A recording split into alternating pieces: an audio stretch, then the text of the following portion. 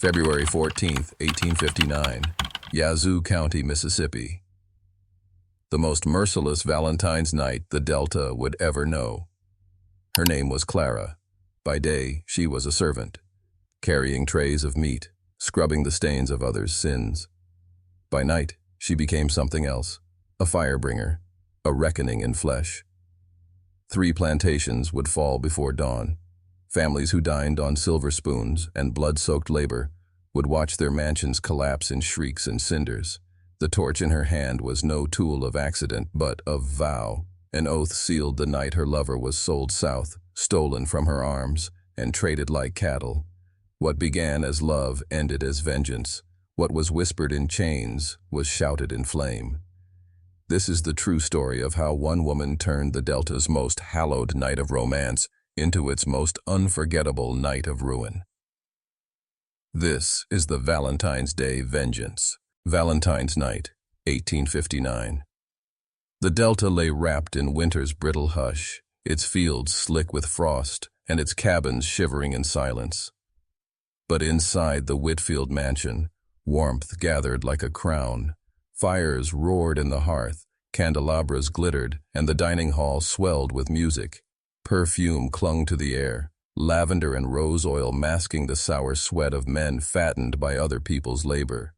The Whitfields had spared no indulgence. Veal roasted in honey glaze, decanters of brandy caught the firelight, amber as blood in glass. Their daughters twirled in silk, corsets creaking, ribbons trembling as fiddles sang. The clink of silver, the scrape of knives, the booming laugh of masters, all of it a chorus of wealth made flesh. Just beyond the glow, the enslaved huddled in their cabins, breath turning white against the boards. No feasts there, only corn mush, stiff with cold, hands stiff from the day's picking. The laughter from the house carried across the fields, drifting through broken shutters like mockery. Mothers curled against their children, pressing warmth from skin to skin. Men stared at dying coals, whispering prayers not meant for any god that listened. And among them moved Clara, summoned inside to bear witness to excess. She carried plates heavy with meat she would never taste, balanced crystal that had never known her lips. Each step into the glittering hall brought her deeper into a world built on her erasure. To the Whitfields, she was invisible, a shadow in livery, trained to glide, not exist. But the frost outside had already seated itself in her veins, a frost that no hearth could melt. She watched the masters toast to love eternal, their wives glowing in satin. For Clara, love had become a grave. Samuel gone, her arms empty, her heart salted with loss. The warmth they claimed as their birthright was stolen from her kind. The frost that gnawed at the cabins would gnaw at them in turn. For even as laughter swelled, fire waited, fire listened, fire dreamed. And in the silence of Clara's gaze, that fire began to stir. Inside, Clara lived a silence more piercing than any scream. She carried it like a second skin, stitched together from nights of grief and days of obedience. Every command obeyed, every insult swallowed. Each one pressed her further into the shape of something hollow. Yet behind her eyes, something refused to die. Samuel had been the only warmth she'd ever known. His hands rough from the fields, his voice a low hymn against the dark. In stolen hours, they spoke of flight, of rivers that led north, of stars that could guide them, of children free from chains. He carved their initials into the bark of a sycamore, as though wood might remember what men would try to erase.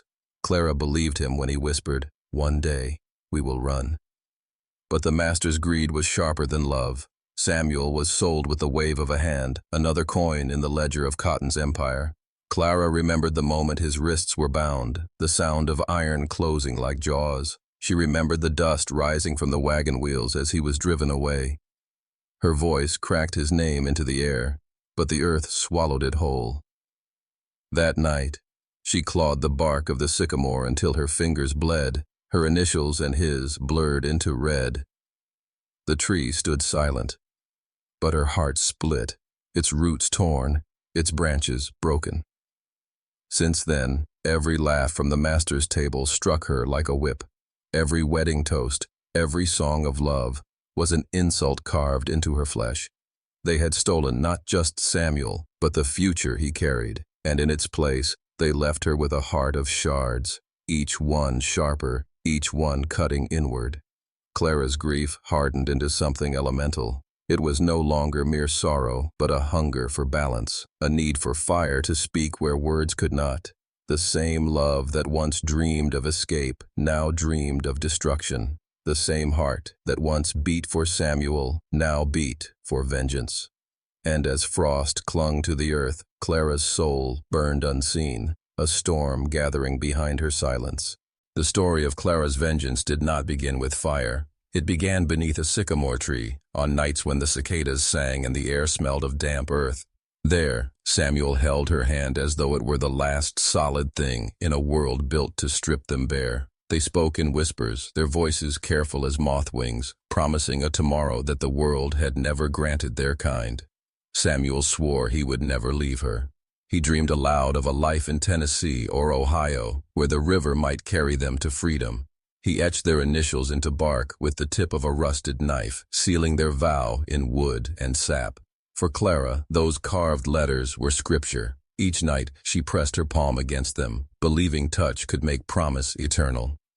But promises fracture easily in a land where people were bought like tools. One evening, Clara overheard the Whitfields speaking as though Samuel's life were no more than a figure on paper. "Sold south," the master muttered, voice thick with brandy. "Good price for a strong back." In that instant, Clara's breath froze. She clutched the doorframe, the world tilting as her heart stumbled. The next morning, the auctioneer's wagon rolled in. Clara watched Samuel led forward, chains fastened to wrists that once cupped her face. His eyes found hers only once, but the look was enough. A mixture of apology and despair, a final confession bound in silence. Then the whip cracked, and he was gone, swallowed by dust, his vow left behind like an empty husk. Clara staggered to the sycamore. She clawed at the bark until her nails split, until Samuel's letters blurred into her blood. She pressed her face against the wood, but it no longer felt sacred, only cold, only mute. The tree that once held their promise now bore witness to its betrayal. That was the night Clara buried her heart. In its place rose something harder, sharper. Love had been stolen. Promise had been broken. What remained was the vow she forged herself. If Samuel was ashes, then so too would be the world that stole him. Clara's vengeance did not arrive in a sudden blaze. It was built slowly, piece by piece, like a sermon, whispered to fire. The frost of February wrapped the delta in silence, but in the shadows of the cabins, she gathered what she needed. From the fields, she plucked rags torn from discarded sacks. From the kitchens, she stole drops of lamp oil, spoonful by spoonful, until a small clay jug grew heavy with flammable promise. Pine pitch scraped from trees became her resin, sticky and sharp, clinging to her fingers like tar. Every item hidden beneath her palette was more than a tool. It was a verse in her psalm of ruin. She worked in secrecy, her motions quiet, her eyes watchful. To others, she seemed only tired, worn by grief. But when the night deepened, she bound the rags to splintered sticks, twisting knots until her palms burned. Each knot tied was a prayer, one for Samuel, one for herself, one for the children born into chains who would never taste freedom. Her preparation carried the rhythm of ritual. She lit no fire yet, but she dreamed of its sound, the crackling roar, the groan of beams surrendering to heat. In her mind, she saw smoke curl like hands reaching for heaven, carrying her grief upward, demanding recognition. Biblical verses twisted themselves in her memory. The Lord is a consuming fire. She mouthed the words as she dipped cloth into oil, watching the fibers drink, watching them darken with promise. To Clara, this was no crime, but a sacrament. Fire was not destruction. It was justice made visible. When the torches lay ready, hidden in the straw of her pallet, Clara pressed her hand against them. The oil clung to her skin, sharp and acrid, but she did not flinch. Instead, she closed her eyes and whispered Samuel's name into the dark. The world had taken her love. Now she carried its answer, not in song, not in weeping, but in flame. Before Clara ever struck her first spark, she had already chosen the names of those who would burn. Vengeance, she knew, was not a shapeless hunger. It required definition, edges, a structure strong enough to hold her fury. Her hatred was not wild or indiscriminate. It was sharpened, carefully honed into the shape of 3 households, dynasties whose fortunes had been extracted from bone, blood, and marrow of the enslaved. To the Whitfields, the Carters, and the Dawsons, Clara was an invisible shadow, a girl without weight or worth. But to her fire, to the consuming heat she carried inside her chest, they would become more than flesh and more than names. They would be fuel. They would be kindling, meant to vanish in smoke. The Whitfields stood for arrogance, their wealth dripping from every gilded frame that lined their echoing halls. Each corridor seemed to boast, not with words, but with portraits of stern ancestors glaring down, as if cruelty itself could be inherited, as if pride and ownership were virtues passed through veins. They called themselves the old blood of the county, lording lineage as though it could sanctify their sins. Clara remembered too well Mrs. Whitfield's jeweled hand, heavy with rings, striking a small boy for no more than spilling a pitcher of water. The air had reeked of roses that day, the sweet perfume mingling with the child's sobs, roses staining themselves with grief. Whenever Clara thought of the Whitfields, she did not see their gold or their portraits. She smelled roses catching fire. The Carters embodied cruelty in its rawest form. Their fields were run not as farms, but as battlegrounds, where every crack of the whip echoed like cannon fire, and every drop of blood watered the soil. Mr. Carter himself was infamous, remembered not for mercy, but for punishments devised to linger. Men were left strung by their wrists until their shoulders gave way, women locked in the stocks until the sun blistered their skin. Clara's own heart clenched at the memory of Samuel taking lashes that had been meant for her. Each scar carved into his back was a record, a tally of Carter's violence, an account written in flesh. To Clara, the Carters were not flesh and blood anymore. They were already charcoal, already ash in waiting. The Dawsons, in contrast, reveled in decadence. Their house was a theater of indulgence, a palace of velvet curtains, polished marble floors, and imported wines poured carelessly while their enslaved labored in cabins where frost bit through the walls. They adorned themselves in pearls, their women gleaming in silks as if their wealth was proof of virtue. Their nights were filled with masquerades and laughter, masks hiding faces that never hid their contempt. Clara remembered a moment she could not erase. The youngest Dawson boy cornering her in the kitchen, his hand gripping her wrist with the certainty of entitlement. His mother had laughed when she saw, dismissing his grasp as a boy's mischief. But to Clara, it was no mischief. It was violation disguised as play, cruelty wrapped in laughter. She carried that wound like an ember, waiting to be fanned into flame. Each family carried with them a distinct face, a smell, a memory that weighed upon Clara's chest. They were not abstract masters or nameless tyrants. They were flesh that had cut into her, voices that had scorned her, names that had ground Samuel and so many others beneath the wheel of their greed. So when Clara whispered over her torches, when she bent her lips to flame, she spoke their names as curses, each syllable a thread in her litany. Whitfield, Carter, Dawson. That litany became her prayer, a ritual spoken in the language of vengeance. And within that prayer, she found clarity sharper than any blade. If love could not survive in a world built by their cruelty, then neither would they. The night came heavy with frost, the air sharp and brittle as shattered glass. Breath rose in thin plumes before Clara's face, dissolving into the frozen dark as though the world itself tried to erase her presence. She moved low across the fields, not as a woman, but as a shadow, the hush of her steps swallowed by the silence of sleeping earth. Against her chest, she cradled her burden, a bundle of rags, resin, and oil, crude tools fashioned into instruments of judgment. Above her, the stars hung merciless and bright, their cold gaze fixed upon her path. It seemed to Clara that heaven itself bore witness to what she carried in her heart, And yet heaven, in its distant cruelty, did not turn its eyes away. The Whitfield mansion rose from the frost like a cathedral of arrogance, its broad windows glowing gold with the remnants of festivity. Clara could still hear faint traces of music winding through the winter air.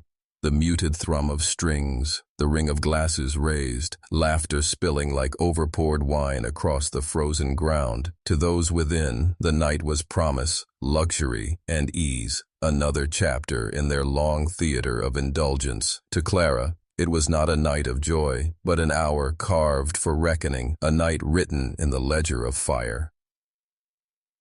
She crouched first by the stables, where the hay lay piled in brittle mounds, dry as bone and eager for flame. Her hands, though cold, were steady as prayer as she pulled a torch from beneath her shawl. The rags were heavy with oil, the smell of resin clinging to them like incense. She struck flint against stone, and for the span of a single breath the world seemed to hold itself still, awaiting. Then, spark, flare, life. The torch bloomed into flame, a thing alive, orange and ravenous, its light clawing across her features, throwing fierce shadows that made her look like a figure carved of fire itself. She pressed the flame to the hay. A hiss answered her, then a curl of smoke, thin as thread. In moments, the fire rooted itself, then spread, tongues stretching, jaws opening wide. The heat licked her skin, and in that searing kiss she felt Samuel beside her, not in flesh, but in spirit, reborn in the rising flame. The fire devoured quickly.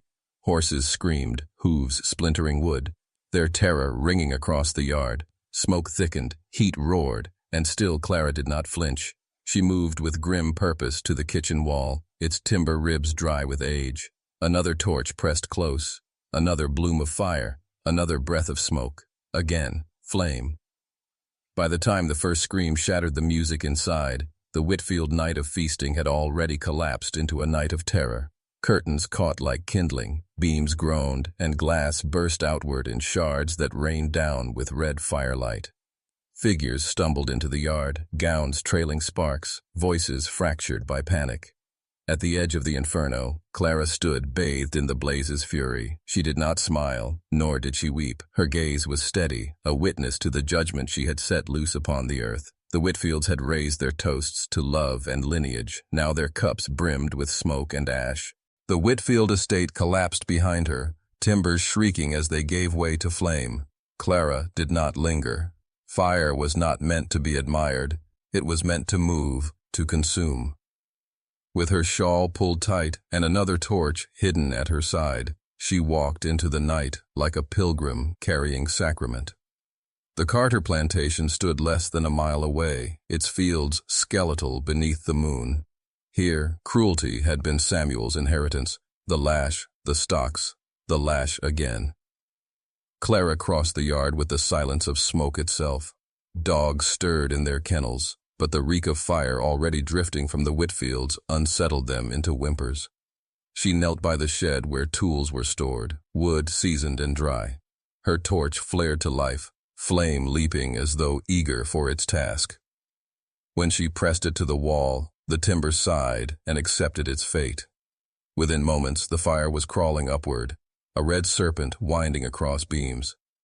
Inside the house, a door opened.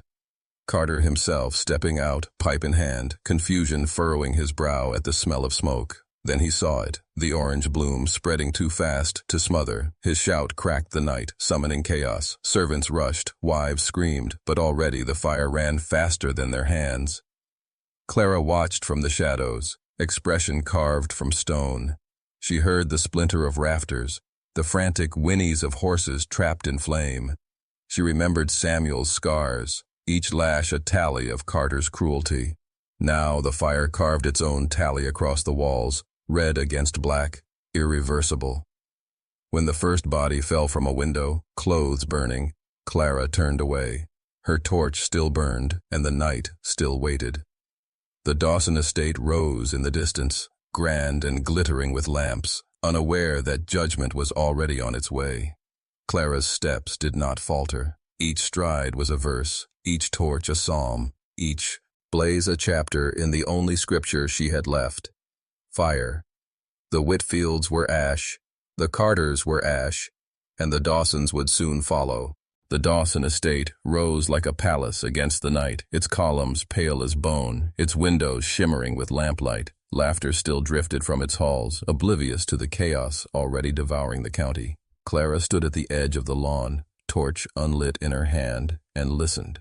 The sound of music carried through the frost, a piano's tender notes, a woman's voice in song.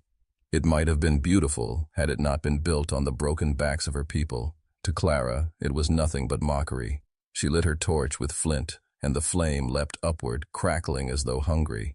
The wind caught it, tugging, urging. She moved toward the carriage house first, pressing fire into the hay, into the beams. The structure hissed and folded almost instantly, flames spreading like veins of blood through dry wood. Horses shrieked, the smell of their burning flesh twisting into the air.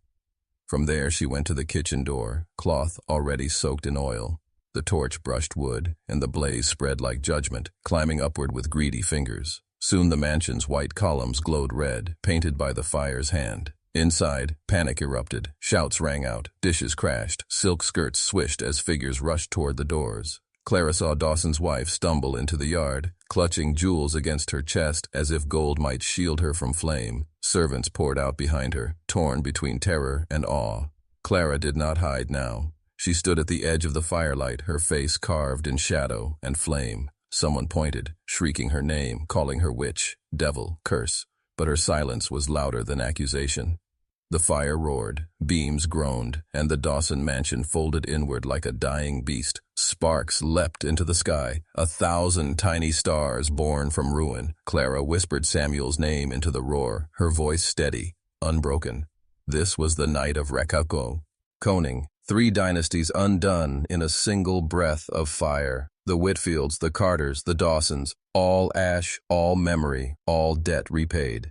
And Clara stood unflinching, her shadow crowned by flame. Dawn crept slowly over Yazoo County, dragging pale light across a land no longer recognizable. What had once been a landscape of wealth and cruelty, adorned with sprawling estates, had been remade in fire and ruin. Smoke clung low to the earth, a heavy veil that turned the fields into a graveyard of memory. Where 3 proud mansions once stood, the Whitfields, the Carters, and the Dawsons, only charred skeletons remained, their timbers jutting upward like ribs from a butchered carcass. The wind carried with it the biting scent of ash, acrid and bitter, sharp as grief, and weighted with the unshakable air of judgment. The Whitfields' grand hall, once alive with polished laughter and constant music, had become nothing but a pit of glowing embers. Silver had melted into warped, unrecognizable lumps. Chandeliers that had once dazzled the eye now collapsed into heaps of shattered crystal and soot. No perfume lingered in those ruins. No echo of gaiety survived. The only scent that clung was smoke and charred flesh, cruel reminders of the night that had swallowed every note of song. Where celebration had risen, silence now pressed down, absolute and final. The Carters' cruelty had fared no better. Their sheds, once instruments of torment, smoldered in ruin, the whips and chains that had broken bodies now twisted and blackened by heat. Iron, once unyielding, lay bent and brittle among the ashes. It seemed as though the very soil had risen in judgment, answering the blood they had spilled with the blood-red glow of fire's aftermath. A silence ruled their yard as well, broken only by the soft crackle of cooling beams and the pitiful whimper of a hound that had somehow survived, ribs trembling, too weak even to lift its muzzle in defiance of the dawn. The Dawsons' palace, the grandest of them all, had collapsed into rubble. Columns that had once proclaimed power and permanence, and now lay toppled and blackened. Velvet curtains had drifted into nothing but ash carried on the breeze. Here and there, jewels winked from the ruin, their dull gleam a mockery of wealth. Stripped of luster, stripped of meaning, powerless against the devastation around them. The air was thick with the mingled scent of charred grain, seared flesh, and the faint memory of music suffocated mid-song. At the edges of these ruins, the enslaved gathered in hushed silence. Eyes wide, breath shallow, they stared at the smoldering carcass of power undone. Some whispered prayers under their breath, Others traced the sign of the cross, while more simply watched, unable to name the enormity of what they had witnessed. Masters had fallen before, to fever, to war, to debt, but never like this. Not brought down by the hand of an army or the sweep of disease, but by one of their own. Clara's name moved from lip to lip like an invocation, half in awe, half in fear. Was she merely a woman carrying grief, or was she something beyond? A spirit of fire, a shadow sent to weigh and settle debts. For those who had survived the flames, whispers hardened into dread. They cursed her as witch, demon, firebringer, a scourge that walked in human shape. Yet for the enslaved, her story became something else entirely. Proof that chains could burn, that walls of stone and columns of marble could fall, and that fire could answer cruelty when no other hand would. Ashes greeted the dawn, and ashes were all that remained. But within them stirred the memory of a woman who had turned sorrow into vengeance and grief into flame. The county woke to ruin, and by noon the hunt had begun. Smoke still curled upward in pale ribbons from the embers, drifting like ghosts above the blackened estates when riders gathered at the crossroads. Muskets lay across their saddles, steel glinting in the wan winter sun. Hounds strained at their leashes, claws scraping against frozen earth, their throats alive with restless growls. Beneath the veneer of discipline, fear ran thick among the men, colder and deeper than the frost beneath their boots. It was not the fire itself that terrified them, but the hand that had commanded it. One woman had toppled 3 dynasties in a single night. Wealth, lineage, and the so-called permanence of their order had been turned to ash with little more than oil, flint, and fury. For the planters, the thought was intolerable. For that reason, Clara could not be allowed to draw breath into another day. They fanned across the county's fields, carrying torches into the woods, their dogs straining to run, their voices sharp with rage. Frost clung to every branch, every reed, every brittle stalk of grass, sparkling cruelly in the weak daylight. The hounds nosed through charred earth, finding her trace in the soot and in the faint tang of oil that clung stubbornly to her garments. When they caught it, they let loose a baying so fierce it shook the still air, their cries echoing across cypress swamps, hollow roads, and barren fields. Clara ran, but not with the wild panic of prey. Her strides were purposeful, driven by something deeper than the body. Her muscles ached, her breath burned, but her spirit moved with the endurance of fire itself. She waded through black water where the swamp pressed cold against her skin, mud sucking at her skirts and reeds parting like veils. The marsh wrapped her in its damp silence, as if the earth itself tried to shield her, to hide her from the vengeance at her heels. She pressed a trembling hand against her chest, feeling where the last embers of Samuel's name still burned steady within her. But the hounds closed in. Their snarls shredded the swamp's quiet, their paws splashing water into the reeds. Behind them, torches bobbed like cruel stars, each flame driven forward by curses and the hoarse shouts of riders. Clara's lungs heaved, and each step grew heavier, as though the mire itself mourned her, holding her back, reluctant to let her go. They found her at the edge of dawn, crouched low in the reeds. Her torch was gone, her hands were bare, yet her composure remained unbroken. The hounds circled, teeth bared, but she did not scream. The riders raised muskets, their orders clashing in the air, but she did not plead. Rising from the mud, her dress torn and streaked with ash, Clara lifted her gaze to meet theirs. In that silence, she seemed taller than any of them, unarmed, yet greater than their fear. They bound her wrists in iron chains, but she did not bow. The fire had been wrested from her hands, but it still burned unyielding in her eyes.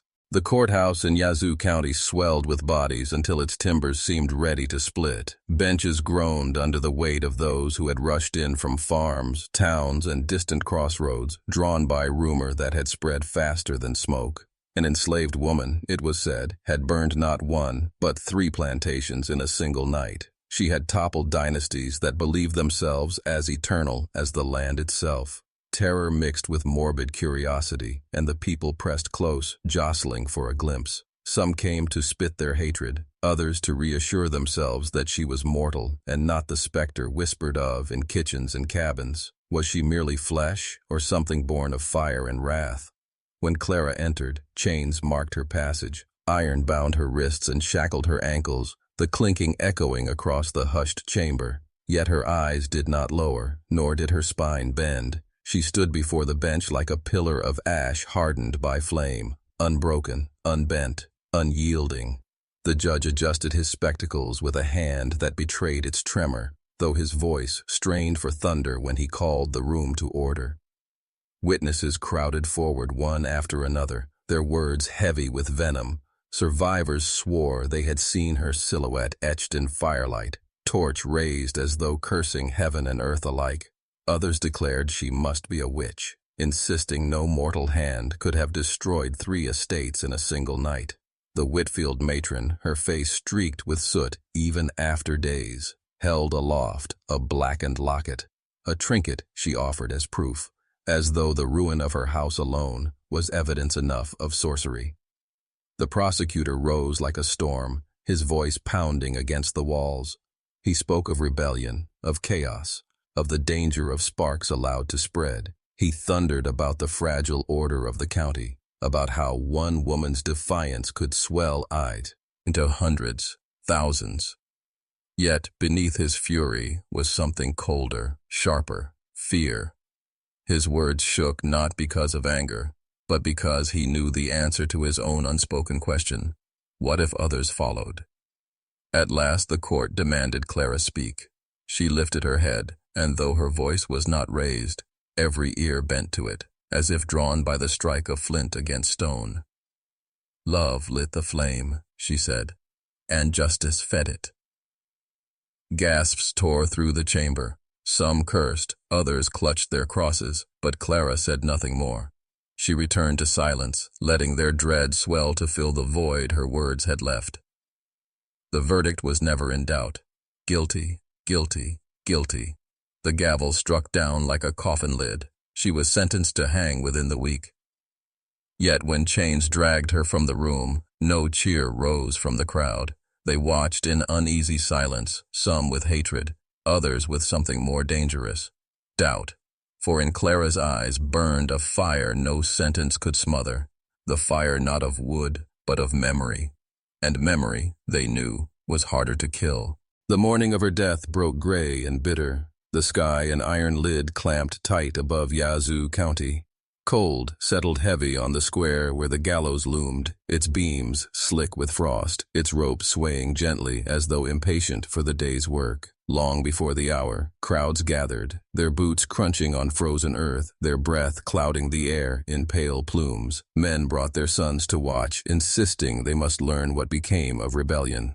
Women clutched shawls tight against the cold, their eyes darting to the scaffold and back again. Farmers, merchants, planters, all pressed close, drawn by a gravity as morbid as it was irresistible. They called it justice. Yet beneath their murmured prayers and forced bravado, whispers drifted like smoke: fire-bringer, witch, vengeance made flesh. Clara was led forth in chains. The sheriff kept a firm grip on her arm, though she never stumbled.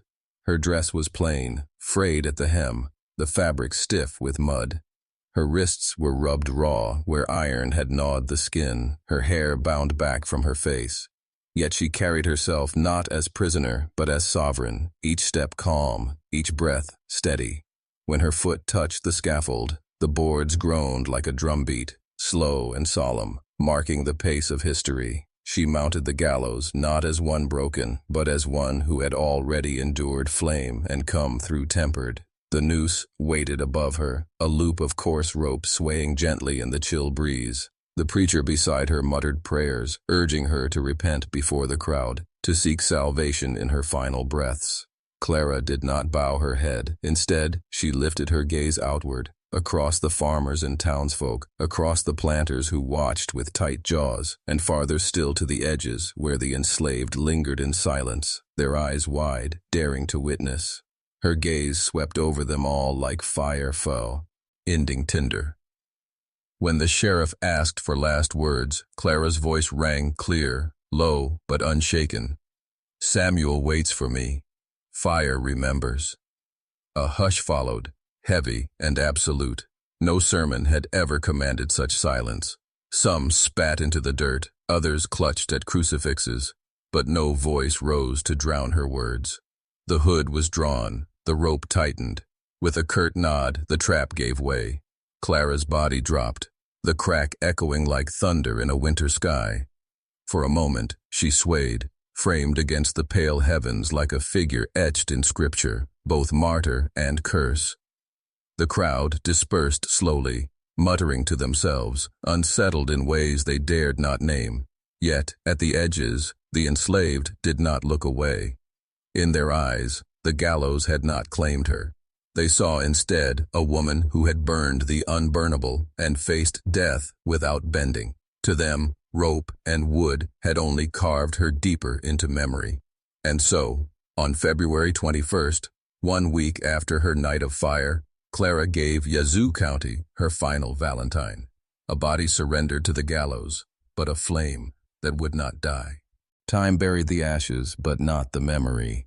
The Whitfields, the Carters, the Dawsons, their names carved in stone, their wealth rebuilt by cousins and kin. Yet their mansions never rose again, their dynasties scarred by whispers they could not silence. For in the quarters and the fields, Clara's name endured, not as a servant, not as a victim, but as fire itself. Among the enslaved, her story spread like embers carried on the wind. Around campfires, they spoke of the woman who had loved once, lost once, and burned the world that caged her.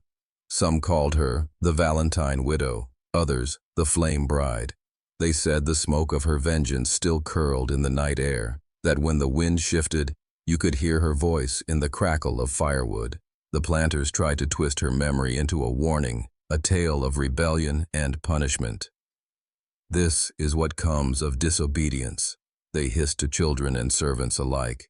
Yet their voices trembled, for warnings are fragile things when the fire they describe becomes hope instead of fear. Years passed. The war came. Chains shattered. Plantations fell not to one woman's torch but to an army's march.